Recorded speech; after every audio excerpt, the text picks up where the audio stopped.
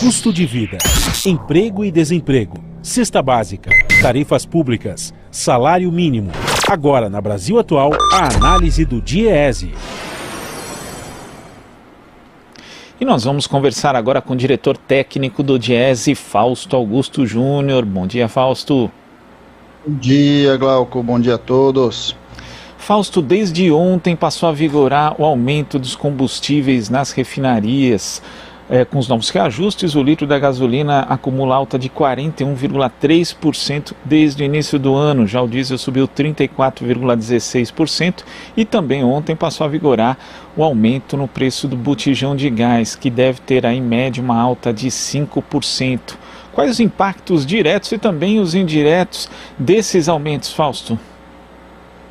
Bem, Glauco, a gente está assistindo mais um resultado da atual política de preços da Petrobras, que acompanha aí a oscilação do preço do câmbio e do preço do petróleo no mercado internacional, e de alguma forma privilegia o lucro dos acionistas em detrimento do conjunto da sociedade brasileira. É razoável imaginar que o preço do petróleo, né, influenciaria de alguma forma o conjunto de preços, porém o preço de produção que a Petrobras tem é muito inferior ao preço que é colocado no mercado internacional. É bom lembrar que no mesmo dia em que é anunciado a alta do preço dos combustíveis, a Petrobras anuncia um lucro bastante significativo,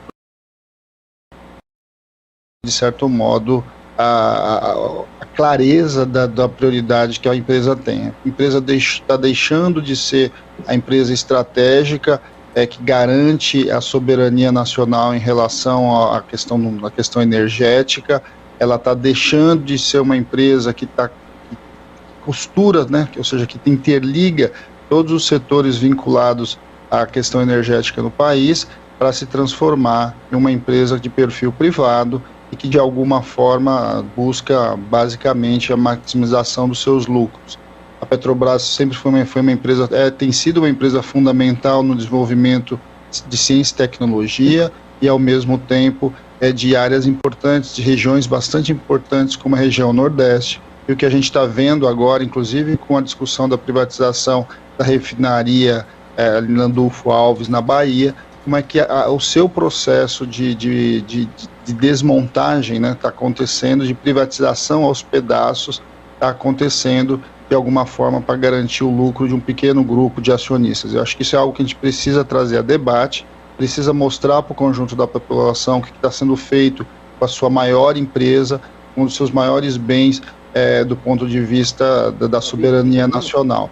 E a vida das pessoas é afetada inevitavelmente. Nesse caso, nós estamos assistindo aí uma alta do preço de combustíveis muito, muito acima da inflação. Nós estamos falando aí um preço aí de mais de 40% do preço da gasolina subindo num período muito curto, como a gente está falando, no espaço aí de 2 meses, contra uma inflação aí que vai gerar no mesmo período alguma coisa perto aí de menos de 1%, alguma coisa talvez até menos. Eu acho que isso é algo para se debater com o conjunto da sociedade. O governo Bolsonaro, ao mesmo tempo, anuncia como medida de compensação disso, redução de impostos, e aí, em uma tacada só, ele retira alguma coisa perto de 3,5 bilhões de recursos da Seguridade Social, ou seja, de recursos que financiam a saúde, por exemplo, em meio à pandemia, simplesmente por conta de você manter uma política de privilégio de acionistas. De alguma forma, esse é um debate significativo. As medidas que o governo Bolsonaro coloca em relação à sua compensação, ao mesmo tempo, aumenta a carga tributária em outros setores, retira benefícios para deficientes físicos, que é o caso da possibilidade de você comprar o carro adaptado, mexe ali, de certo modo, na política industrial vinculada ao setor químico. Tudo isso feito de maneira atabalhoada, feito de maneira sem planejamento, simplesmente em meio a essa disputa que nós estamos assistindo em relação ao preço do petróleo.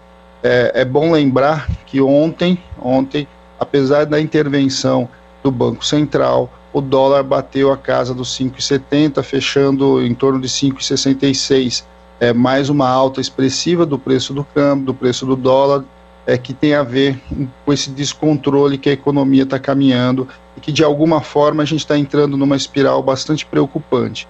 De um lado você tem um câmbio que tá desestabilizado, ou seja, a cada momento, a cada respiro aí do mercado, o câmbio ele sobe ou o câmbio desce, de um lado. De outro, você tem um processo cada vez mais rápido de dolarização de diversos preços importantes na economia. Então, no caso dos combustíveis, mas não só dos combustíveis, toda a cadeia ali vinculada às commodities e agroexportadoras já estão com o preço dolarizado. É isso que explica, por exemplo, 1 litro de óleo de soja subir de 3,50 no começo de 2018 e hoje já está batendo a casa aí próximo aos R$9, e vai colocando o Brasil numa situação bastante complicada.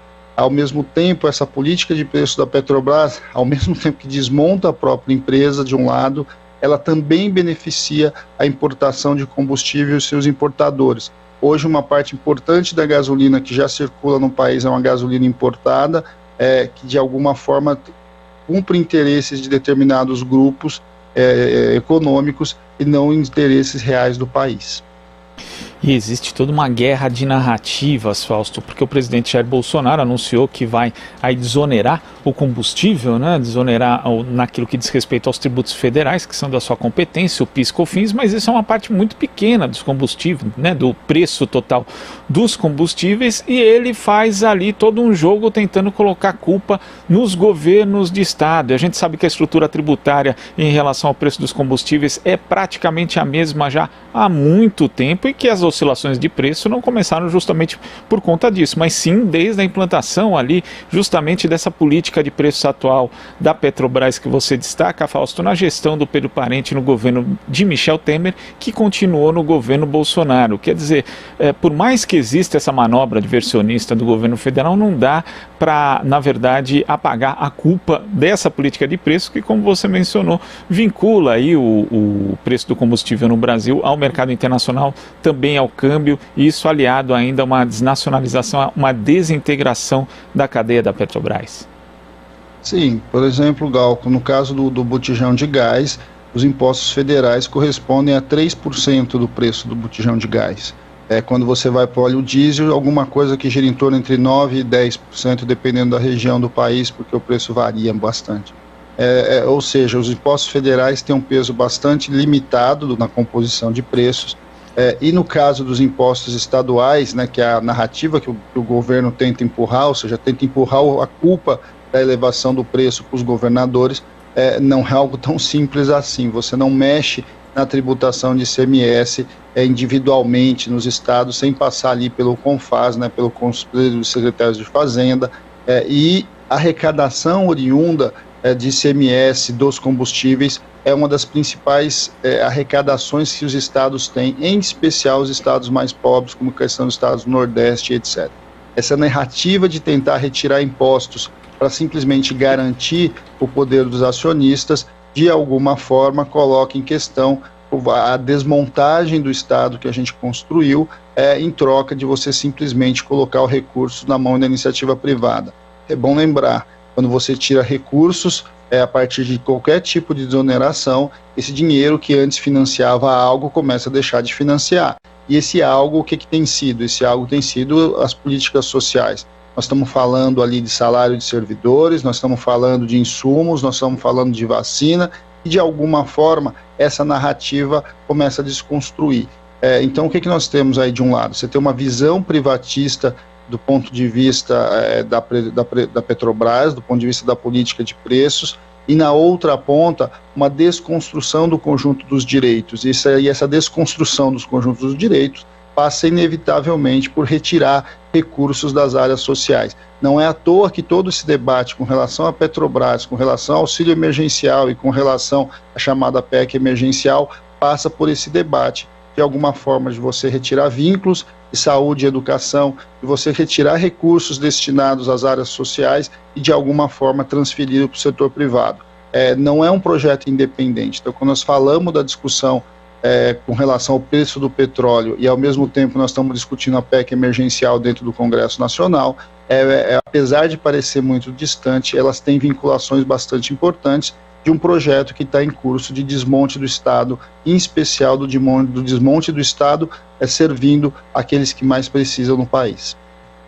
Fausto, e você tem analisado diversos dados relativos à pandemia, quando, por exemplo, a gente conversou aqui a respeito das taxas de desemprego que subiram, né, já estavam altas, subiram durante a pandemia, as categorias que ganham menos foram as mais penalizadas, porque foi justamente nesse setor que se perdeu mais postos de trabalho. Quando a gente analisa, por exemplo, esse aumento de combustíveis, também, de novo, são as classes mais pobres que vão acabar pagando, porque a gente tem aí, desde o aumento direto, né, o impacto direto, por exemplo, do aumento do botijão de gás, mas também os impactos indiretos, quer dizer, as pessoas tendo que pagar mais por conta do aumento do custo de transporte. E quando se olha, por exemplo, para uma categoria como a dos motoristas de aplicativos, uma das categorias mais precarizadas que temos hoje na economia, que tem sido refúgio de muito trabalhador desempregado, também esses sofrem, quer dizer, é um aumento que, de novo, não atinge de forma igual a toda a sociedade brasileira, Fausto?